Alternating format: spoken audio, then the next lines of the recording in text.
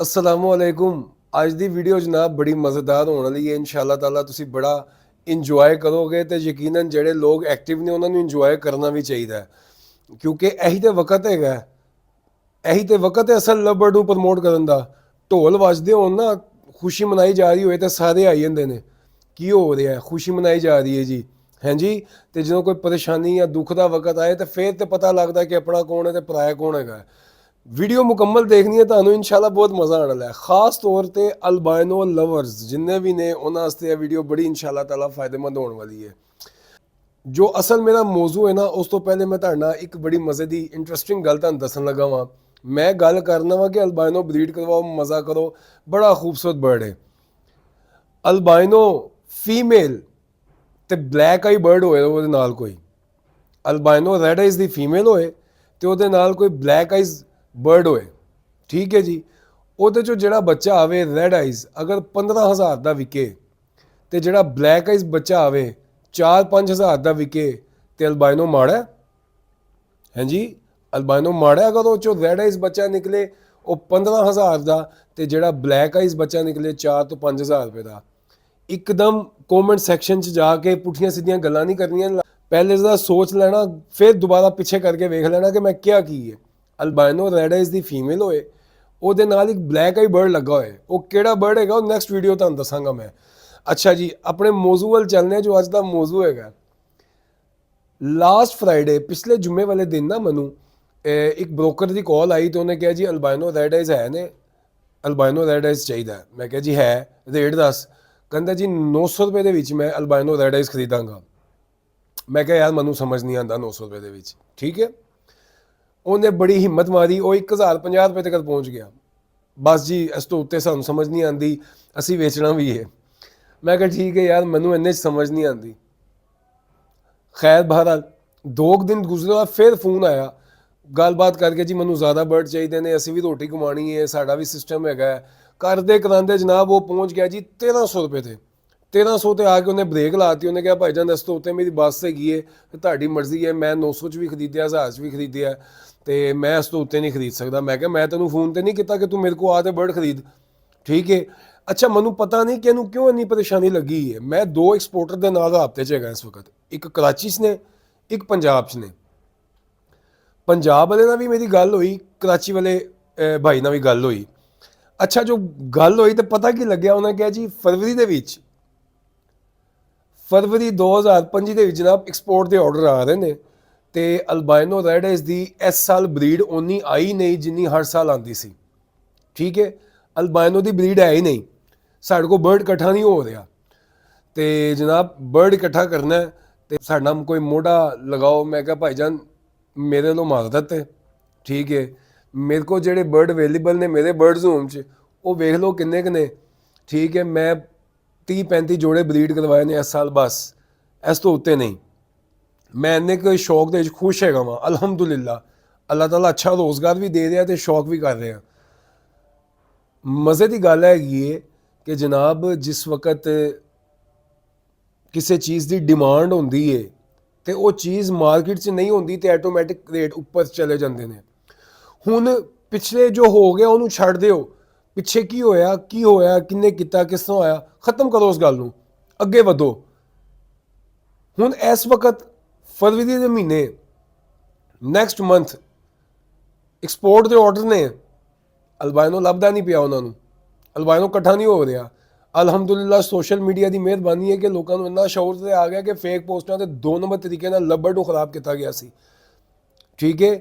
ਇਹ ਤੇ ਅਸੀਂ ਜਨਾਬ ਸੋਸ਼ਲ ਮੀਡੀਆ ਤੇ ਕੋਸ਼ਿਸ਼ ਕਰ ਰਹੇ ਹਾਂ ਪੰਜਾਬੀ ਲੱਭੜ ਚੈਨਲ ਦੇ ਉੱਤੇ ਕਿ ਅਸੀਂ ਰਿਐਲਿਟੀ ਬਿਆਨ ਕਰੀਏ, ਸਿਰਫ ਲੱਭੜ ਨੂੰ ਡਿਸਕਸ ਨਾ ਕੀਤਾ ਜਾਏ। ਅਸੀਂ ਗੱਲ ਕਰਨੇ ਆ ਨਾ, ਲੋਕ ਗੱਲ ਕਰਦੇ ਨੇ ਐਵੀ ਕਲਚਰ ਦੀ, ਤੇ ਐਵੀ ਕਲਚਰ ਦੀ ਗੱਲ ਕਰਦੇ ਹੋ ਤਾਂ ਭਾਈਜਾਨ ਸਭ ਬਰਡ ਡਿਸਕਸ ਕਰੋ। ਸਿਰਫ ਓਨਲੀ ਲਵ ਬਰਡ ਡਿਸਕਸ ਨਹੀਂ ਹੋਣਾ ਚਾਹੀਦਾ, ਦੂਸਰੇ ਬਰਡ ਵੀ ਡਿਸਕਸ ਹੋਣੇ ਚਾਹੀਦੇ ਨੇ। ਇਨਸ਼ਾਅੱਲਾ ਤਾਲਾ ਅੱਲਾਹ ਤਾਲਾ ਨੇ ਚਾਹਿਆ ਤੇ ਇਸ ਸਾਲ ਅਲਬਾਇਨੋ, ਮੈਂ ਆਪਣੀ ਗੱਲ ਕਰ ਰਿਹਾ, ਮੈਂ ਕਿਸੇ ਦੀ ਗੱਲ ਨਹੀਂ ਕਰ ਰਿਹਾ। ਮੈਨੂੰ ਇਸ ਚੀਜ਼ ਨਾਲ ਕੋਈ ਮਤਲਬ ਨਹੀਂ, ਕੋਈ ਸਰੋਕਾਰ ਨਹੀਂ ਕਿ ਕੌਣ ਕਿੰਨੇ ਦਾ ਬਰਡ ਵੇਚ ਰਿਹਾ, ਮਾਰਕੀਟ ਦੇ ਵਿੱਚ ਕਿੰਨੇ ਦਾ ਬਰਡ ਵਿਕ ਰਿਹਾ, ਬ੍ਰੋਕਰ ਕਿੰਨੇ ਦਾ ਖਰੀਦ ਰਿਹਾ, ਐਕਸਪੋਰਟਰ ਕਿੰਨੇ ਦਾ ਖਰੀਦ ਰਿਹਾ। ਮੈਨੂੰ ਇਸ ਚੀਜ਼ ਦਾ ਮਕਸਦ ਨਹੀਂਗਾ। ਇਹ ਸ਼ੌਕ ਮੇਰਾ ਹੈ, ਇਹ ਬਰਡ ਮੇਰਾ ਹੈ, ਮੈਨੂੰ ਇਸ ਬਰਡ ਦੀ ਕਦਰ ਹੈਗੀ ਏ। ਮੈਨੂੰ ਪਤਾ ਰੈਡ ਆਈਜ਼ ਬਰਡ ਸਰਵਾਈਵ ਕਰਾਉਣਾ ਐਡਾ ਸੌਖਾ ਕੰਮ ਨਹੀਂ ਗਾ। ਅਲਬਾਈਨੋ ਰੈਡ ਆਈਜ਼ ਸਰਵਾਈਵ ਕਰਵਾਉਣਾ, ਅਲਬਾਈਨੋ ਰੈਡ ਆਈਜ਼ ਕੋ ਬਰੀਡ ਲੈਣਾ ਐਡਾ ਆਸਾਨ ਕੰਮ ਨਹੀਂ ਗਾ। ਕਿਤੇ 10 ਬੱਚੇ ਐਕਸਪਾਇਰ ਹੋਣ ਨਾ ਤੇ ਫਿਰ ਕੋਈ 2 ਬੱਚੇ ਸਰਵਾਈਵ ਹੁੰਦੇ ਨੇ, ਠੀਕ ਹੈ।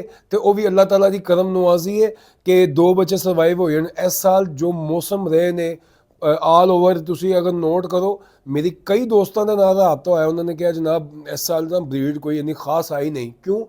ਐਤਕੀ ਸਰਦੀ, ਦਿਨੇ ਧੁੱਪ ਨਿਕਲੀ ਸੀ, ਰਾਤ ਨੂੰ ਫੁੱਲ ਸਰਦੀ ਹੋ ਗਈ, ਸਵੇਰ ਧੁੱਪ ਫੁੱਲ ਤੇਜ਼ ਗਰਮੀ ਗਈ ਹੈ, ਦੁਪਹਿਰ ਨੂੰ ਜਾ ਕੇ ਸਰਦੀ ਹੋ ਗਈ ਹੈ।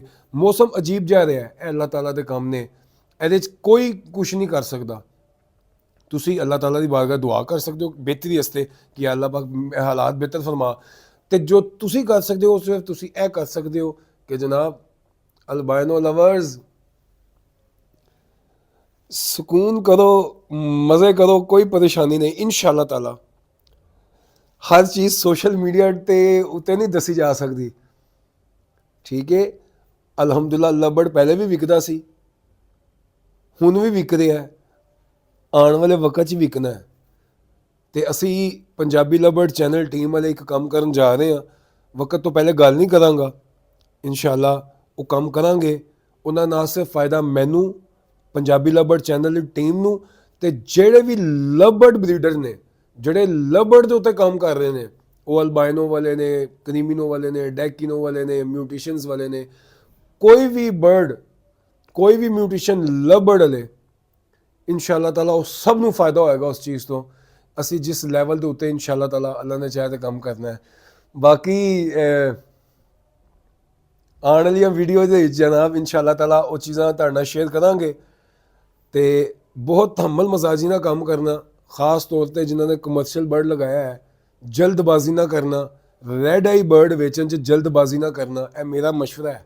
ਅਗਰ ਤੁਹਾਡੇ ਕੋਲ ਨਹੀਂ ਉਹਨਾਂ ਦੇ ਐਕਸਪੈਂਸ ਪੂਰੇ ਹੋ ਰਹੇ ਤਾਂ ਜਨਾਬ ਸ਼ੌਕ ਘਟਾ ਦਿਓ, ਥੋੜਾ ਕਰ ਲਓ। 100 ਬਰਡ ਨੇ ਉਹਨਾਂ ਨੂੰ 50 ਲੈ ਆਓ, 40 ਲੈ ਆਓ, ਜੋ ਤੁਸੀਂ ਮਾਰਕੀਟ ਦੇਖੋਗੇ ਠੀਕ ਹੋ ਰਹੀ ਹੈ ਫਿਰ ਸ਼ੌਕ ਵਧਾ ਦੇਣਾ। ਲੇਕਿਨ ਰੈਡ ਆਈ ਬਰਡ ਖਾਸ ਤੌਰ ਤੇ ਅਲਬਾਈਨੋ ਰੈਡ ਆਈਜ਼ ਵੇਚਣ 'ਚ ਜਲਦੀ ਨਾ ਕਰਨਾ, ਠੀਕ ਹੈ ਜੀ। ਇਨਸ਼ਾਅੱਲਾ ਤਾਲਾ ਕੁਝ ਗੱਲਾਂ ਨੈਕਸਟ ਵੀਡੀਓ ਤੇ ਰੱਖਦੇ ਹਾਂ। ਤੇ ਜਨਾਬ ਜੁਮੇ ਦਾ ਦਿਨ ਹੈ, ਅੱਲਾਹ ਤਾਲਾ ਦੀ ਬਾਰਗਾਹ ਤੁਸੀਂ ਵੀ ਦੁਆ ਕਰੋ। ਅਸਰ ਤੇ ਮਗਰਬ ਦੀ ਦਰਮਿਆਨ ਜਿਹੜਾ ਜੁਮੇ ਦੇ ਦਿਨ ਵਕਤ ਹੁੰਦਾ ਹੈ, ਖਾਸ ਕਬੂਲੀਅਤ ਦਾ ਵਕਤ ਹੁੰਦਾ ਹੈ। ਤੇ ਅਸਰ ਤੋਂ ਮਗਰਬ ਦੇ ਦਰਮਿਆਨ ਅੱਲਾਹ ਤਾਲਾ ਦੀ ਬਾਰਗਾਹ 'ਚ ਦੁਆ ਕਰੋ, ਤਸਬੀਹਾਤ ਪੜ੍ਹੋ, ਆਪਣੇ ਵਾਸਤੇ ਵੀ ਕਰੋ ਤੇ तमाम ਐਵੀ ਕਲਚਰ ਵਾਲਿਆਂ ਵਾਸਤੇ ਦੁਆ ਕਰੋ। ਸਭ ਪਰਿੰਦੇ ਅੱਲਾ ਦੀ ਮਖਲੂਕ ਨੇ, तमाम ਜਿੰਨੇ ਵੀ ਇਸ ਕੰਮ 'ਚ ਹੈਗੇ ਨੇ ਸਾਡੇ ਜਨਾਬ ਭੈਣ ਭਾਈ ਨੇ, ਸਾਡੇ ਮੋਹਤਰਮ ਨੇ। ਮਕਸਦ ਸਿਰਫ ਹੈਗਾ ਕਿ ਇੱਕ ਚੀਜ਼ ਬਿਆਨ ਕਰਨਾ, ਸਿਰਫ ਲਬੜ ਨੂੰ ਡਿਸਕਸ ਨਾ ਕੀਤਾ ਜਾਏ। ਅਗਰ ਡਿਸਕਸ ਕਰਨਾ ਤਾਂ ਸਾਰੇ ਬਰਡ ਨੂੰ ਡਿਸਕਸ ਕਰੋ ਕਿ ਸਭ ਬਰਡ ਦੇ ਕਿਹੜੇ ਬਰਡ ਦੇ ਇਸ ਟਾਈਮ ਕੀ ਰੇਟਸ ਨੇ, ਕੀ ਹਾਲਾਤ ਨੇ, ਕਿਹੜੇ ਬਰਡ ਦੇ ਉੱਤੇ ਪੈਸੇ ਲਾਣੇ ਚਾਹੀਦੇ ਨੇ, ਕਿਹਦੇ ਉੱਤੇ ਨਹੀਂ ਲਾਣੇ ਚਾਹੀਦੇ। ਚਾਹੇ ਤੁਸੀਂ ਕਹਿੰਦੇ ਹੋ ਨਾ ਕਿ ਜੀ ਸਾਰੇ ਬਰਡ ਥੋੜੀ ਆਈਟਮਾਂ ਸਾਰੀਆਂ ਲਾ ਲਓ, ਕਿਹੜੀਆਂ ਲਾਣੀਆਂ ਚਾਹੀਦੀਆਂ ਨੇ ਤੇ ਉਹਨਾਂ ਦੇ ਰੇਟ ਕੀ ਨੇ ਇਸ ਵਕਤ, ਇਹ ਵੀ ਜ਼ਿਆਦਾ ਚੀਜ਼ਾਂ ਡਿਸਕਸ ਕਰਦੇ ਹੋ। ਖੈਰ ਬਹਰਹਾਲ ਇਖਤਲਾਫ ਕਰਨ ਦਾ ਹੱਕ ਹਰ ਕਿਸੇ ਨੂੰ ਹੈਗਾ, ਲੇਕਿਨ ਇਖਲਾਕ ਦੇ ਦਾਇਰੇ ਦੇ ਵਿੱਚ ਰਹਿ ਕੇ ਇਖਤਲਾਫ ਕਰੋ। ਇਖਤਲਾਫ ਜ਼ਿੰਦਗੀ ਦੀ ਖੂਬਸੂਰਤੀ ਹੈ। ਤੇ ਅੱਜ ਦੀ ਜਨਾਬ ਵੀਡੀਓ ਤੋਂ ਨਹੀਂ, ਗੁਫ਼ਤਗੂ ਕੁਝ ਜ਼ਿਆਦਾ ਲੰਬੀ ਹੋ ਗਈ। ਮੈਂ ਸੋਚਿਆ ਸੀ ਸ਼ਾਰਟ ਬਣਾਵਾਂ। ਮੇਰੇ ਸਾਹਮਣੇ ਇੱਕ ਸਾਹਿਬ ਬੈਠੇ ਨੇ, ਮੁਸਕਰਾ ਰਹੇ ਨੇ, ਲੇਕਿਨ ਸਾਹਮਣੇ ਆਉਣਾ ਨਹੀਂ ਚਾਹ ਰਹੇ।